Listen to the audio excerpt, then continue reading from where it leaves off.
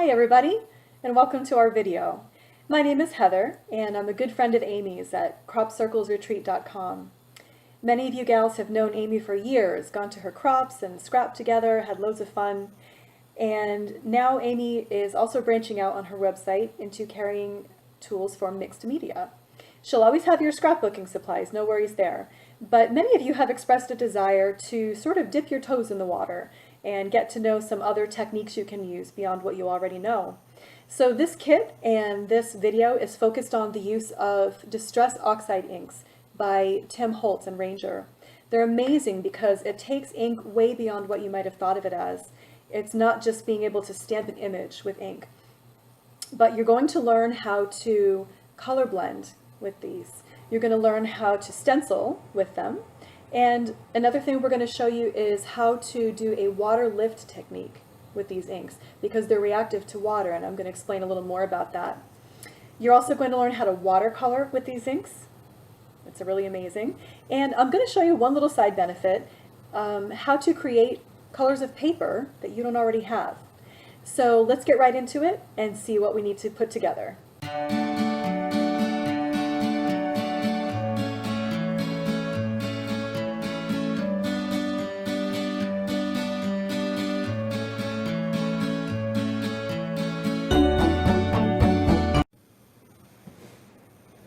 Okay, so here are the three cards we're going to be demonstrating today.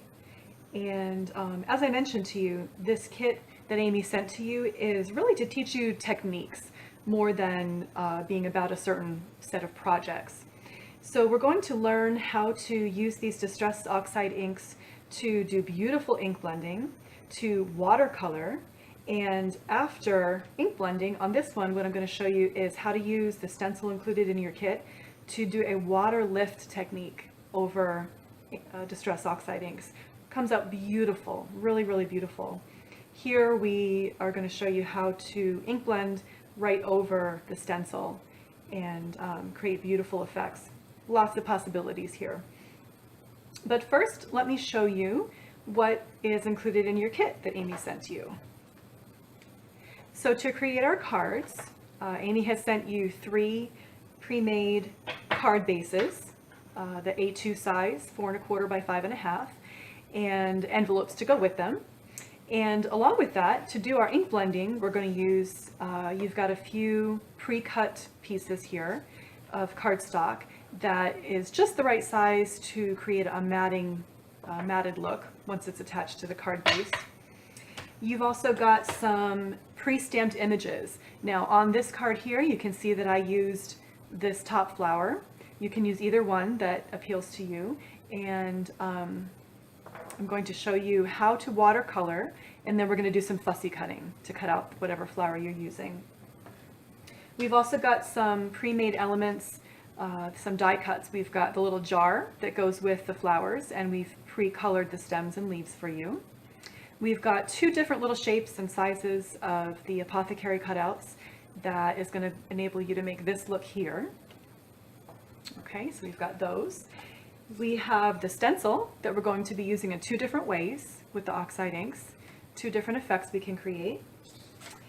What you also get are 2 of the gorgeous colors by Tim Holtz.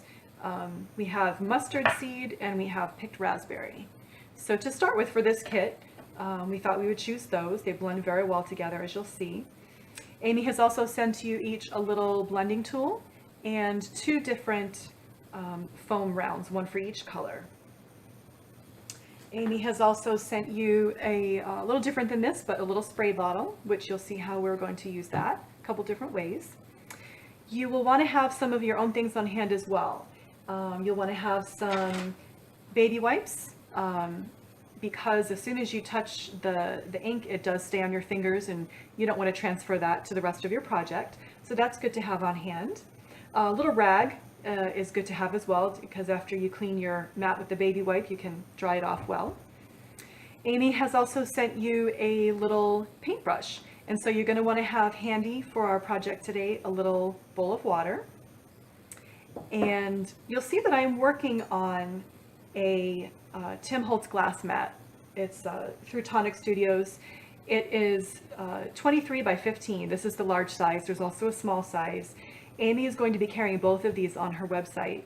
And so you can do a pre-order with her, just talk to her about that. But she will be carrying those. This makes work surface magic for making cards, for doing your scrapbooking. You have these beautiful grid lines to work with. And this is a little paint palette, we're actually going to use this part today. I forgot to mention that Amy will also be carrying a number of different combinations of Distress Oxide inks on her website as well.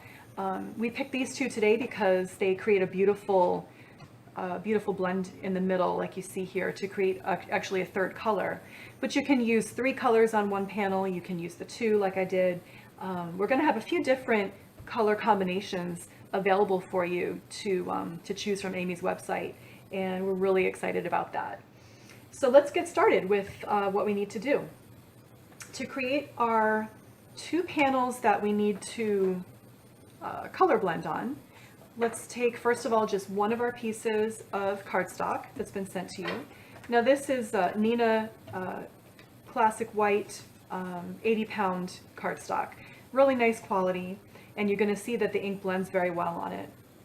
One thing I forgot to mention to you is you're going to want a little post-it note, or in this case I have a little used piece of post-it tape. Yes, that's a thing. And it's going to help you to just hold your paper still, because once you have inked your paper, you don't want to touch it with your fingers, or it will make oil marks or little smudges that you don't want. So you don't have to start with that if you don't want to. You can keep that aside for once you've started your inking. But what I'm going to do is go ahead and bring in both of my colors. Now to start with, I'm going to start with my yellow actually. So see, this is what I meant about getting the ink on your fingers. So go ahead and clean your fingers if you've got ink on them like I did. Okay, I'm going to ink up my little yellow here.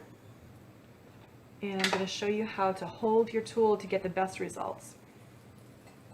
All right, circles work best for picking up your color. Now I'm just going to go ahead and start out with this just to be on the safe side. What I'm going to do, just to show you in advance, if you look at this card here, we've got yellow, what seems to be orange, and we've got the pink. But what's in fact happening is I've carried the yellow down to here and the pink up to here, so that they overlap in the middle and create that third color for us. And I'm going to show you how to get that effect. Okay, so I've inked up my round. I'm going to hold at an angle because this is just what works for me. Now, I don't want to go directly onto the paper and just start in the middle. What you want to do is start from the edge, because we don't want any dark splotches starting for us. We're going to start on the edge, and I'm holding my tool at a little bit of an angle. So I'm going to start my circles at an angle off the paper, and I'm going to gently bring it into the paper. And you can use a light hand with this. You don't have to be too aggressive. And you can see how beautifully the ink just starts blending right onto the paper. Now, technically I should be starting at the end, but these are very forgiving. It's okay. Okay, and you see how it's covering for us just beautifully. Now I'm going to keep picking up a little more ink, and I'm going to go to roughly the 2/3 spot on this paper. So right up to about here. I'm just going to do a little bit more, and then we'll switch to our pink. But be patient and work slowly. Have fun with this. It does not have to be perfect. This is not meant to be about perfection, and this is meant to be fun and beautiful and just make you happy. In fact, I've been learning lately that doing art taps into a part of your brain that gives you tremendous joy. So this is meant to be fun. Don't be hard on yourself if it doesn't look exactly how you want. This is a technique that does take some practice, and you'll have that opportunity as you work with me today. So let me pick up some of the pink here. I think I did have a good amount on here already. You can either swirl or tap to pick up your ink. Now, you don't have to do this just yet, but you'll notice that ink gets on your glass mat. So if you want to, go ahead and just clean in between colors. Okay. Now I'm going to go ahead and use my handy dandy little tape here. It doesn't damage the ink, but it gives me a way to hold it still. Okay, so again, I'm going to start off the paper, and I have a little bit of an angle to my tool. So just start very gently, start working in. Okay. This is a newer ink round, so it didn't have quite as much ink on it as the yellow did. So I'm going to pick up a little bit more. Starting off the paper, I'm going to start my little swirl. Okay, it doesn't matter whether you go clockwise or counterclockwise here. Now I'm going to start working up into the yellow. And as I do that, you see this gorgeous, gorgeous orange start to form. Kind of a coral color, I guess you could call it. So I want to bring this roughly 2/3 of the way up, because we have then roughly a third yellow, a third orange, a third pink. But do what looks beautiful to you. Again, this is not about perfection, it's about having fun. Okay, and you see that gorgeous color that gets created. Now, part of what's important in creating your blend and not having rough lines is going back and repeating the color you did before. So let me demonstrate.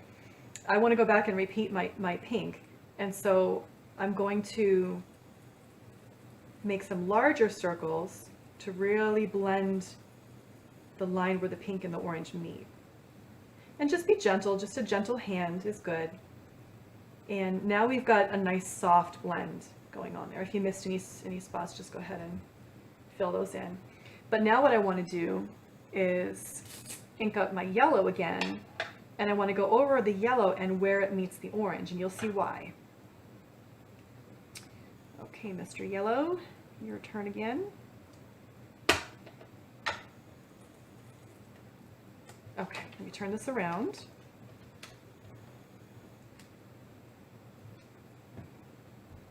Clean my board just a little bit. Not strictly necessary, but trying to set a good example here. Okay, let me bring this back over, and I'm going to just go over where my yellow and orange meet. Now look at how beautiful that is. It starts to really, really blend and smooth out. And don't go too far into your yellow, because you don't want to disturb the yellowness that's there. Okay, so just very gently. And now what we've got is this gorgeous, gorgeous blend. Okay, what happened here is a little drop of water got on there before I started working, but that will fade away for us. So there's one panel. Now we're going to use that panel to create both of these cards. Okay, so what we want to do is go ahead and practice again, put this aside, and take another fresh piece of cardstock and just repeat what we just did. So I won't bore you with that. Off camera, I'll go ahead and do another panel to use, and then I'm going to show you how we proceed with each of those cards. Okay? Okay, so I have cleaned the ink off my fingers as best I can, and before we assemble the ink blended cards, I'm going to show you the two different ways we're going to use the stencil that came in your kit. First off, I'm going to show you how to create this beautiful inky stenciled background with the stencil that came in your kit.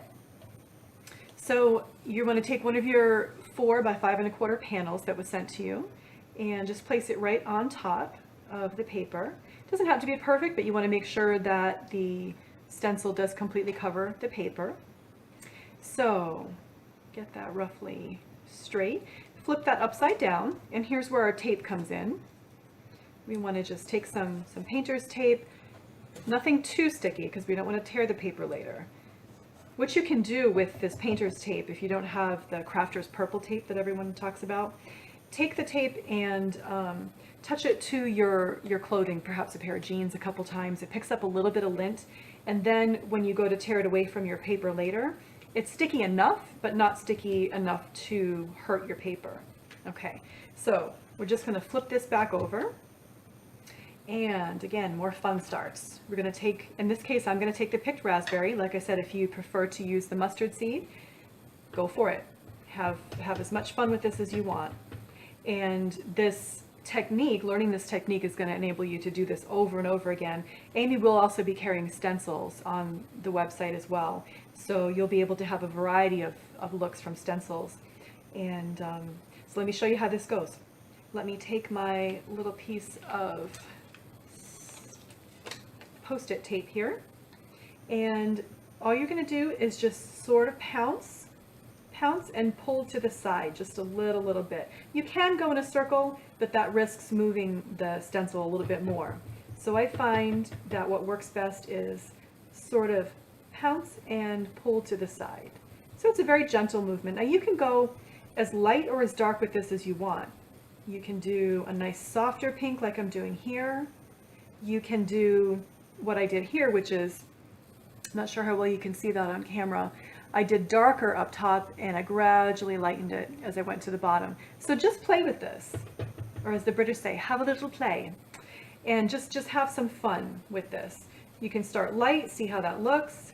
If you want to darken it up in some spots, you can certainly go ahead and do that. And I'll tell you what, working with a little piece of a Post-it or Post-it tape really helps to keep your stencil and your paper where you want it. So I'm just going to do a light coat over all of this.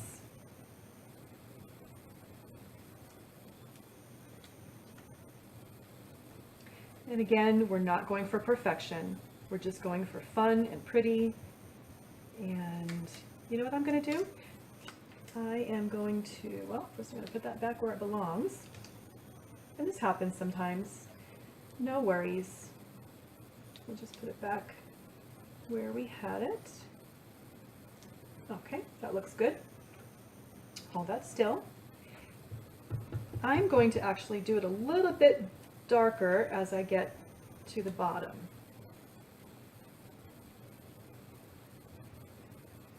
Just because I feel like doing that.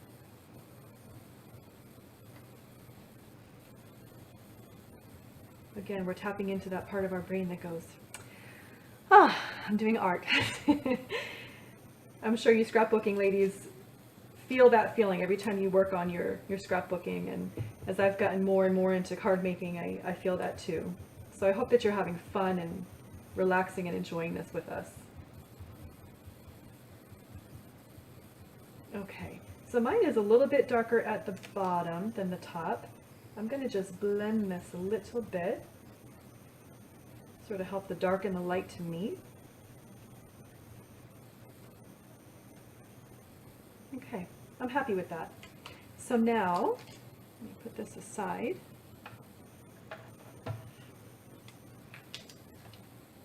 And as we lift off the stencil, look at that gorgeousness. All right, so we're going to carefully remove our tape. Put that aside.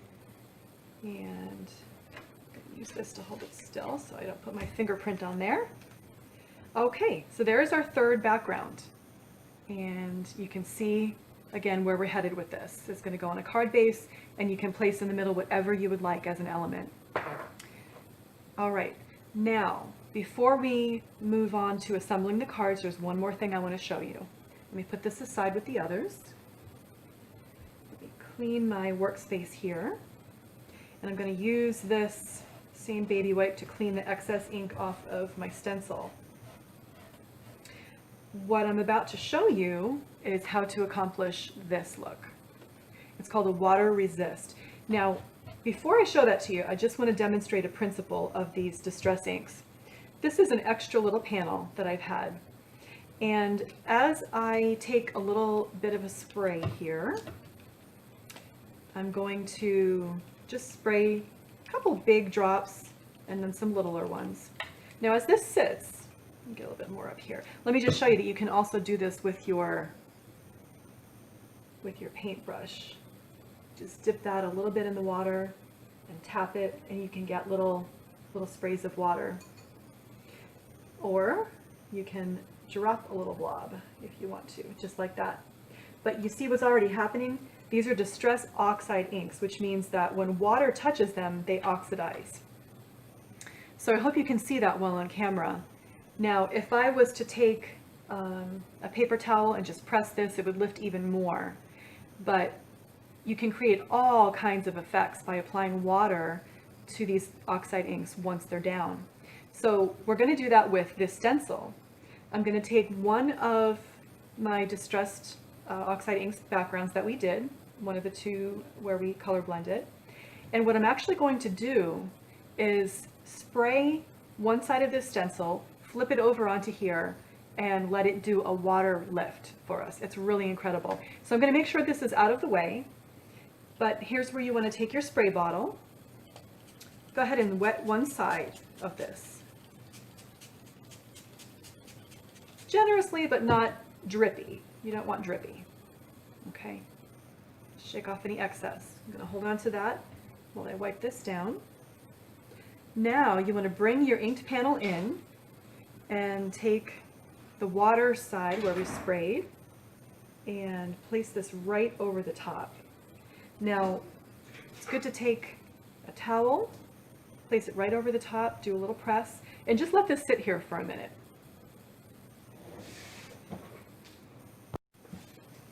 Okay, so I've had this on here for a couple of minutes, and I'm going to lift this up, put that aside. Now get ready for some magic.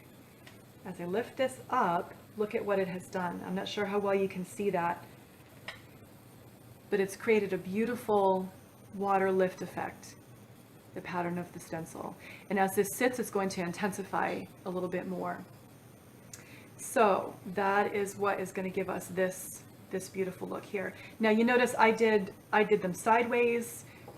You can choose instead to lay your wet stencil down this way if you'd rather. Completely up to you. I liked the sideways look myself, so I went with that again. So now I'm going to put our stencil aside, and we can bring in all of our backgrounds and see what we'll do with them. All right, oh, got a little bit of water on this one, but that is okay. That is all right. So to assemble this card, what we're going to want to do is choose one of these two images here. We're going to paint it, then you're going to take a moment to fussy cut it, which is so much fun. And then it's just assembling it together, gluing this down, and then if you have some pop dots or some foam tape, it's nice to raise up the flowers just a little bit. So let me just show you what I mean about that. Here is where you're going to see how exciting it is, these oxide inks, because of how you can use them in different ways. Now, what I did here was I did a little yellow on the edges, and then I went in with a little pink towards the middle. But I'm going to show you some options. This mat, part of what's so neat about it is that the white glass lets you create a little palette of color. So I'm going to take each of my colors. We're not going to use these ink blending tools this time. We're just going to use our paintbrush. Okay, you just lay down a little bit of ink, and here's where our little bowl of water comes in, and our little paintbrush. Okay, so I'm going to go ahead and do these same flowers that I did before. Now all you need to do is you can either take some water with your paintbrush and put it here, or you can use your little spray bottle again that Amy sent you and put just a tiny bit of water, just a little bit. Just remember, you can customize this. The more water you put down, the lighter, more watery, of course, your color is going to be.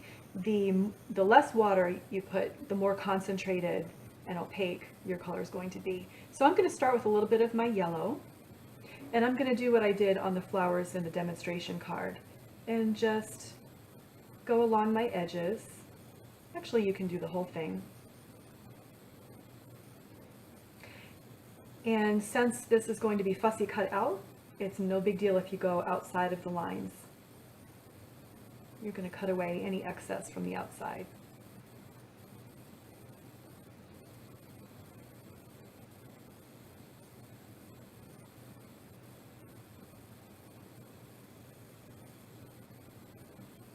This always takes me back to art class in school when I was a kid. I love the feeling of watercolor painting. Even the little sound that water brush makes is exciting to me. I know, I'm a dork.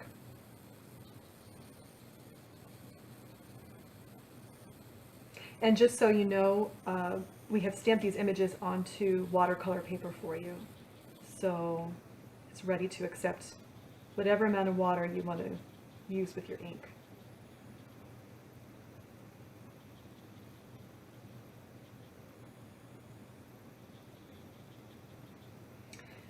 Ranger has 61 colors of these inks, and over time Amy will be building up her stock. And as I mentioned to you before, we're going to be arranging them into little combinations that we know blend well together for the ink blending technique. So stay tuned for that. Now I'm just going to take the excess yellow off of my paintbrush, and I'm going to use my rag just to make sure I've gotten that all off. They're going to blend anyway, the two colors, so it's not a big deal. Now, I could leave it just like this, and if you choose to do that, that's completely fine. But I am going to have some fun, have a little play with the pink. Now, I don't want too much on my brush, but I'm going to go right into the middle of these and just sort of make little strokes out. Now, don't worry about exactly how your strokes come out with your paintbrush. This is just to have some fun. So as I'm laying this down, I have one look.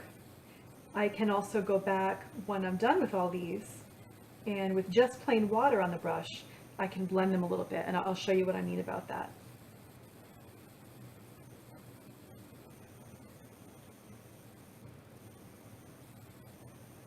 So have some fun here, customize, do what's exciting to you.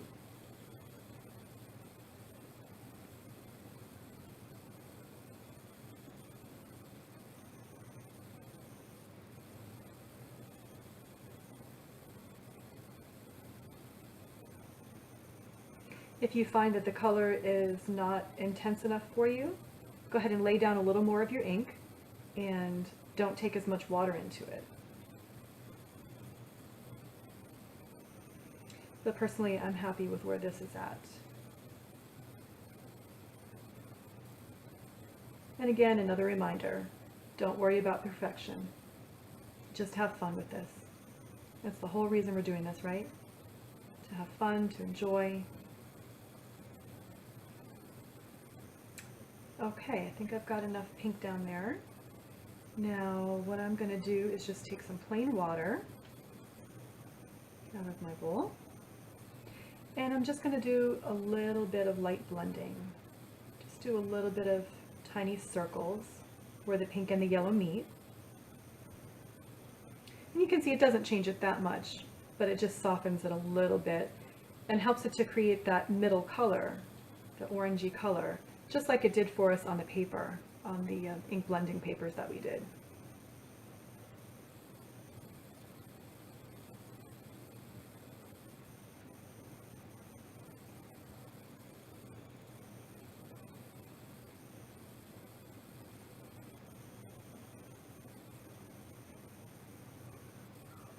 Okay, just rinsing, getting some clearer water. I am picking up a little bit of ink as I blend, but that is okay. Also, like with typical watercolor paints, after you lay this down, lay down your yellow, lay down your pink, if you want the color to be a little more intense, which as you can see here, it is a little bit more intense, what I did here was, once it all dried, I went back with a little more pink, and I went over again a second time with the pink, not adding any more water to my ink so that it was a little more concentrated, and I blended that in. So feel free to use, the other sections of your watercolor paper or even the back of it on a corner to just play. You can even take the two colors, mix them together on here. Let me show you that. Take a little bit of yellow, bring it into your pink, and check that out. You've got a beautiful third color, which you can adjust with more pink or more yellow. So you have a lot of possibilities here. Right now I'm just going to finish blending I'm going to leave mine nice and light for today.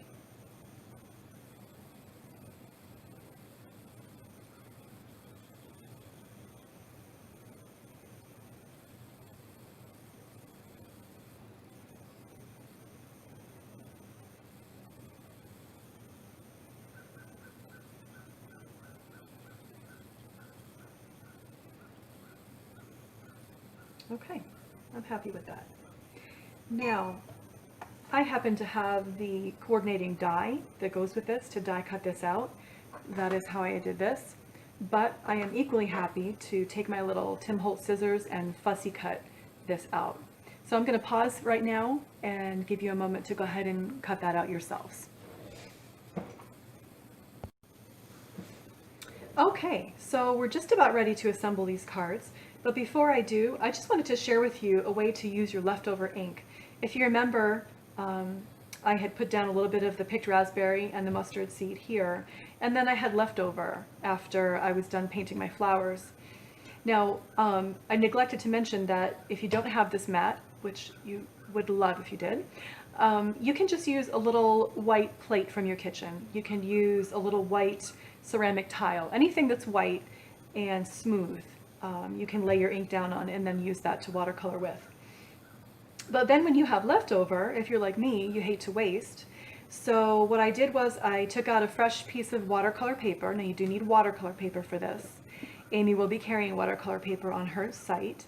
And I just, with a larger paintbrush, I picked up some of the ink of each color, and I just did a little ink blending with a large watercolor brush.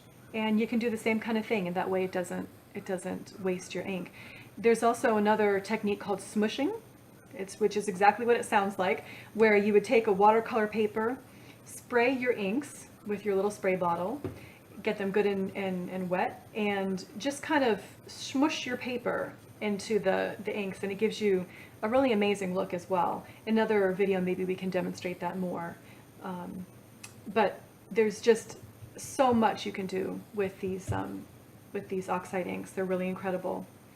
Okay, so let's go ahead and assemble our cards, the most exciting part, right? Let's start with this one here, where we did the beautiful water resist, or water lift, I should say, with our stencil. Now keep in mind, we used a stencil, but you can use a stamp, for example, a large background stamp with an interesting design, little individual stamps that all you have to do is spray them, just like we did with the stencil, press it down onto your ink, and you'll create beautiful, beautiful water lift designs with that. Again, it's a beautiful property of these Oxide inks. Okay, so we have our card base here, ready? Now, mine fold in a different direction than the ones Amy sent you, but no worries, it's exactly the same size. So you can choose to stand this up and put something different than what we provided for you in the middle here. But what I'm going to show you how to do is just go ahead and attach this and then use these two little elements that we sent you. Now, another thing you can do with these Oxide inks, which is just wonderful, you can color paper that is not colored yet. So let's say I really wanted some yellow cardstock to stamp this on, and I don't have it. Well, I have the ink that's this color. So I'm just going to ink up my foam circle here, and then all I'm going to do is just go right over with my yellow ink. And I can go as light or as heavy as I want to. Let me lay that down to finish. Make sure you can see. And I'm going to use my tape. But now you've also basically, you know, all these colors that you buy of the Oxide inks, what it means is that you've automatically got paper that color, because you can always use your ink blender and create whatever color paper you need. Isn't that amazing? In addition to coloring the whole piece of paper, something else that I love to do with these Oxide inks. Now this is another Oxide color, Vintage Photo, and it looks like it sounds. So let me show you. This is an example. In our example card, I had done this on the edges. And so these Oxide inks look beautiful just edging a piece of paper as well. So to do that, you're just going to hold it at a little bit of an angle and just go over your edges, just very gently, as much or as little as you want.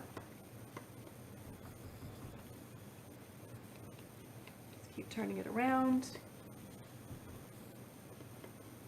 You could, of course, just go ahead and color the whole paper, but I just wanted a little bit of an edged look, just to make it stand out from the piece in front of it. You can actually make it a little heavier on the corners if you want to. Okay, I like that. So I'm going to put this back away. Move my yellow as well. Okay, so we mentioned that you need glue or tape.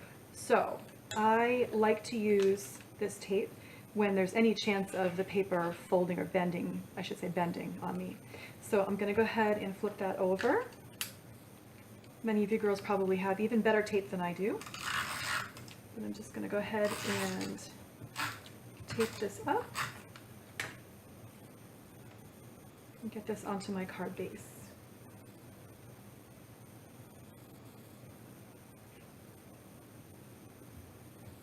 Okay, that is not perfect, but that's okay. Actually, I'm just going to reposition it a little bit. I don't need perfect, but I do like centered if I can.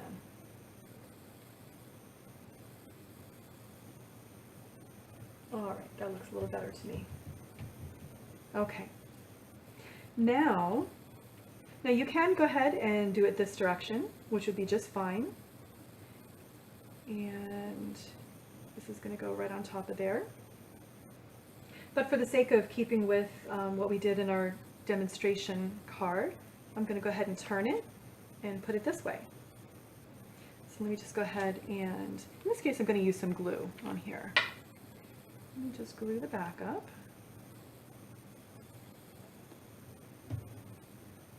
Okay, I'm going to place that right in the center.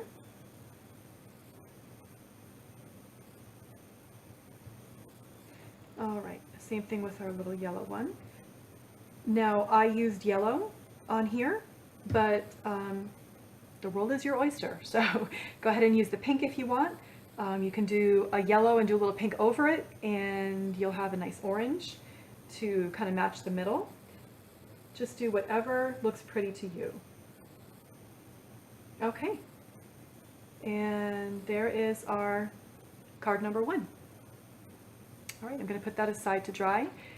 I don't know about you, but I always notice that it's good to weigh down something you've glued, so I like to take my cell phone and put that right on there. Okay, I'm going to put that aside. Now to create this card here. You can choose whether you want to have the yellow up, as I do here, or if you want the yellow down, the pink up, whatever looks good to you. And first of all, you want to just see where we want our elements to be. So roughly right about here, maybe just a hair higher. No, I think that's good. And then our flower will go there. Now what I've gone ahead and done, I know most of you ladies probably have pop dots or something very similar to that. So I've just taken some foam tape and already adhered it to the back. I'm going to go ahead and glue down my jar.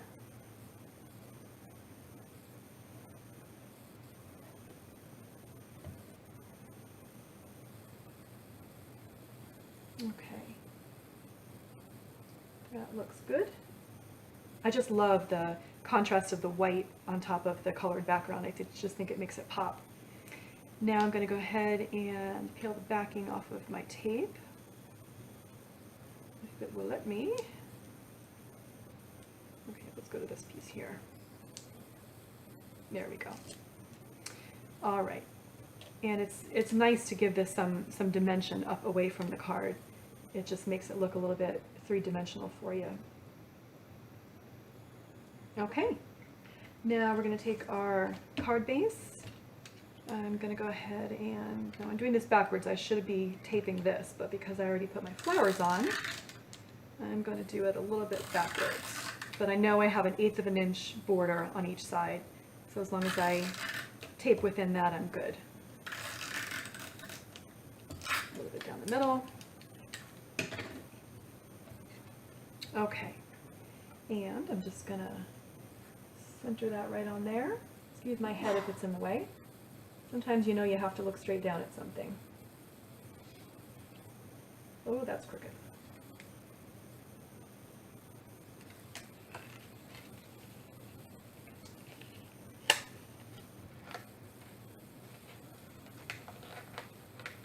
Okay, this tape is a little repositionable for a little while. Okay, that's better. All right, there is card number 2. Beautiful. And for card number 3, this is where you have the ability to decide from among your stash what you would like to put on the front. So I have an extra of these little, this little black cutout here. And I'm going to go ahead and put it on the front there. But first, I'm going to get wise this time and go ahead and tape the back of my panel.